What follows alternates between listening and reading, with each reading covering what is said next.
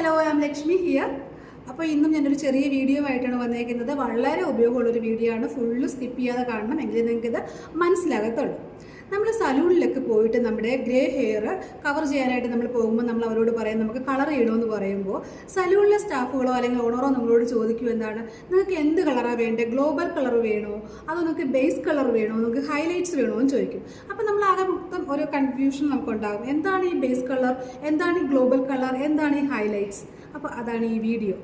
Base colour means നമുക്ക് ഉണ്ടാകുന്ന grey hair cover ചെയ്യാനായിട്ട് ഉപയോഗിക്കുന്ന കളേഴ്സിനെയാണ് ബേസ് കളർ എന്ന് പറയുന്നത്. അവരുടെ അടുത്ത് ഒരു പാറ്റേൺ ബുക്ക് ഉണ്ടാകും, അതിൽ നോക്കിയിട്ട് നമ്മുടെ ഹെയറിൻ്റെ അതേ കളറ് മാച്ച് ചെയ്യുന്ന കളർ നിങ്ങൾക്ക് സെലക്ട് ചെയ്ത് നമ്മുടെ ഗ്രേ ഹെയർ കവർ ചെയ്യാൻ പറ്റും.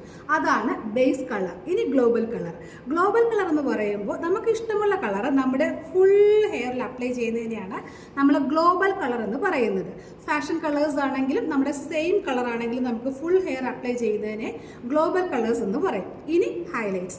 ഹൈലൈറ്റ് എന്ന് പറയുമ്പോൾ നമുക്ക് നമ്മുടെ മുടിയിൽ ഏതെങ്കിലും ഒരു പാറ്റേണിലോ അല്ലെങ്കിൽ നമുക്ക് ഇഷ്ടമുള്ള ഭാഗങ്ങളിലോ ആയിട്ട് നമുക്ക് ഇഷ്ടമുള്ള കളർ